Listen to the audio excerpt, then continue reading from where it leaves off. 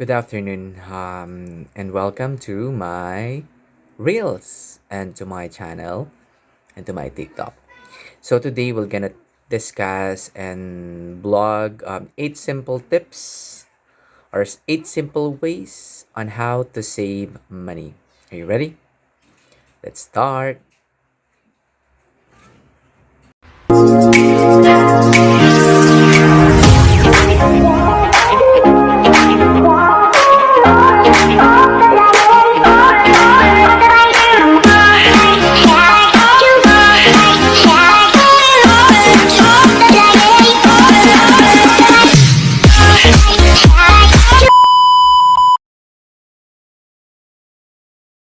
Thank you. Welcome back.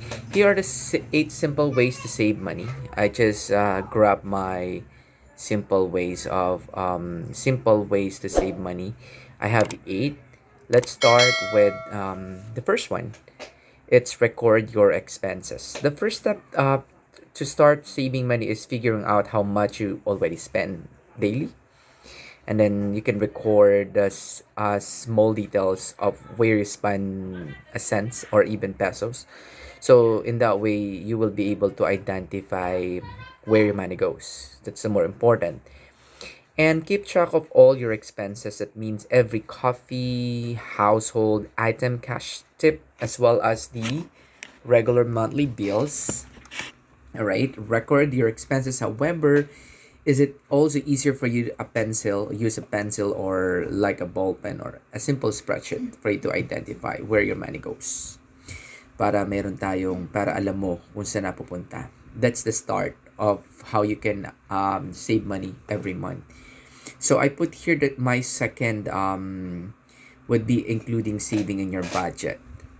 So you have to know first yung mga expenses mo, and then you have to also if you identify your expenses mo daily, that's the time that you can take a budget. So in some cases, some of us are receiving our payroll or salary every 15 and 30th, and sometimes every 2 weeks.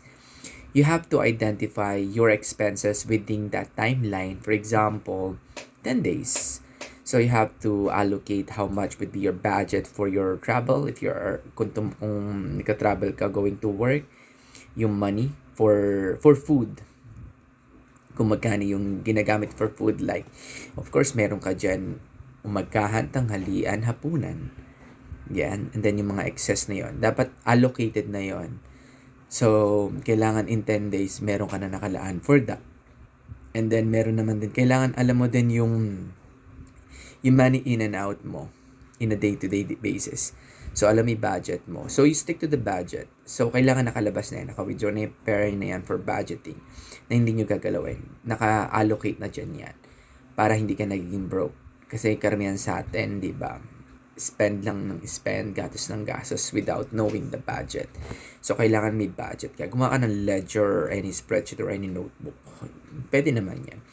The third one is find ways to cut spending. If you identify on the first one and the first two kung saan mas malaki yung nagagamit nyo, so na-identify mo na dahil sa pagbili ng Starbucks, mas malaki. So, try to cut the expenses for that. Yung mga unexpected na gastos like going out like eating dinner or lunchtime. So usually kapag ganyan, almost 200 yung gagastusin mo, di ba? Instead of spending it to those eat out, isave na lang natin para ma-cut down ng expenses. Hindi naman ibig sabihin na ibabawasan. So every sweldo pwede naman, or every week kailangan planado din yan with your spouse or any partner, and yung partner mo, para you're on the same page na hindi kayo nahihirapan. Mahirap yung gagamitin mo yun dun sa bagay na yun na where hindi naman siya nakaplano or hindi siya nakabudget. Kailangan budgeted talaga siya. So that's my third on my list, and the fourth on my list here, it's save as saving goals. Expert believe that 10% is the ideal para mag-allocate tayo ng savings natin regularly. Every cut-off. So for example, if you're earning 20 or 30,000, so at least 3,000 a month ma-allocate mo dun sa savings mo. I-automate natin siya. So, kung meron kang BPI, I would suggest na magkaroon ka ng separate savings account for your savings account. It's either nakalaan yan for your personal savings or gusto mong build up ng emergency fund, that's fine. As long as it was automate or automatic every month, that's fine. So, para hindi ka nahihirapan. Parang yun ang tinatawag mong invisible money. Alright? Now, on the fifth slide, determine your financial priorities. Dapat you are also aware on your financial priorities. So, para saan ka ba nagwo-work? Kailangan alamin mo yan. So, kailangan kang mag-create ng long-term and short-term goals. Short-term and then long-term goal. So, short-term, it could be like after 5 years or after 3 years or after 1 year, gusto mong makabili ng, ano ba gusto mong mangyari? Like, makapagpundar ka, makipagaway bahay, makabili ka ba ng car, or naman, that's simple as that. Ang long term naman is after 5 to 10 years, ano yung gusto mo mangyari? Makapag-invest ka ba? Makapag-negosyo? Makapag-franchise? Kailangan you're aware. Kailangan i-distinguish mo yan para aware mo kung saan mo inlalakad. Kasi mahirap ang mag-save and mag-allocate ng hindi natin alam where the money goes. Hindi natin alam kung sino pinaglalaanan natin. Mahirap yon. Kasi we also need to have a timeline or specific amount. Marireach natin yon. Okay, that's the number 5 on my list. And my 6 is pick the right tools. What I mean, the right tools is we have to, like what I mentioned earlier, we have to be able to identify the long and the short term. For the long term, we have to be able to choose a tools where we can allocate our funds. Kasi kung sa bangko lang yan, to be honest, 0.20% lang naman yung ina-earn yan annual. So you have to pick, you have also to study different kind of investment for long term. I would suggest you can use MP2, which the minimum interest is 5%. It was on 2019 before the pandemic happened. I think it was 8% yung annual niya. So, it's a minimum of like 500 pesos lang, excuse me, naman monthly. And then, in 500 pesos in a month, allocate mo dyan, invest mo yan. And then, 5 years, makukuha mo yan with interest.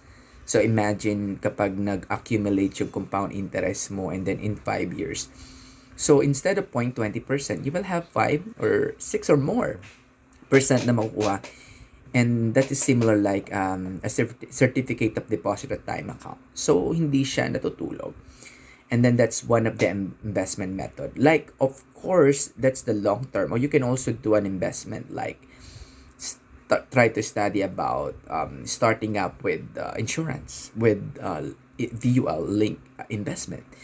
In there, you can choose also, aside from having that, your money will also accumulate and invest it to a different types of investment or mutual funds na meron sa company. So, on my case kasi kumuha kami niyan kasi it's 10 years. So, in 10 years, hindi mo na siya babayaran and then at the same time, meron ka pang funds or cash value which is for investment na pwede mong kuhanin after that period. Diba? That's that we can use for retirement and we can use for, if you have children, you can use it for educational fund. So, yun ang sinatawag ko. And then, pwede ka naman mag-allocate specifically or mag-allot ka for investment. If you have at least 20 or 18 to 20,000, you can actually start for online franchising. And then, pwede din yun. Passive income din yun. Okay. That's the 6 naman. And then, on the 7 is, like I already discussed, is make saving automatic. What I suggest as well is you can also build up your emergency funds. Expert believe at least 3 to 6 months of your expenses in a month. And then, doon, iba yon. Kailangan nakabukod yung emergency funds nyo, nakabukod din yung personal savings mo. Yung emergency fund, you cannot touch it. You can only use it for emergency purposes.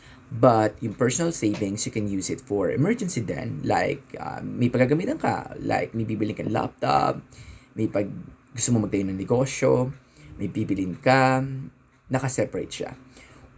Or mag-separate ka na, I also suggest na hindi lang isang banks ang savings mo, at least multiple, at least 3. Para meron kang emergency funds, like personal savings. And then the third one is for business purposes. So that's how you can allocate this one. And then the last one is watch your savings grow. So, i-discuss ko sa previous vlog ko, may tinatawag tayong financial freedom pyramid. Kaya kailangan stable muna yung foundation mo before you can start for growing your money. Kasi hindi ka pwedeng magpalago ng pera kung wala naman. 'Di ba? Wala ka emergency fund. It's not worth it. So, kailangan okay na yung protection mo. Ibig sabihin, kapag solid ka na sa foundation, you can go to the next level, which is growing. Watch your money growing by having those tools like MP2, like investment, stocks, or business, passive income na small business lang siya nagbibigay sa'yo ng pera. If everything is settled, like you all have the tools, like solid na yung foundation mo, you know how to grow your money, and you can go to the next level, which is investing. Be a stockholder, mag-try tayo mag-create ng business plan na pwedeng mag-grow at magbigay sa atin ng instant passive income, like yung mga big company like Jollibee, franchising, medyo mahal yan. And then real estate, mga rental. And then ano pa ba? So mga farming, those are kind of business na very risky. Pero these are the things that these are the money that you're willing to lose. Kasi nga, meron ka nang naka-allocate para sa foundation mo. Save na yung life insurance mo, emergency funds mo, alam mo na kung paano mag-create ng money or mag-earn. So, ganun. So, ito lang guys ngayon. And then, see you. Bye!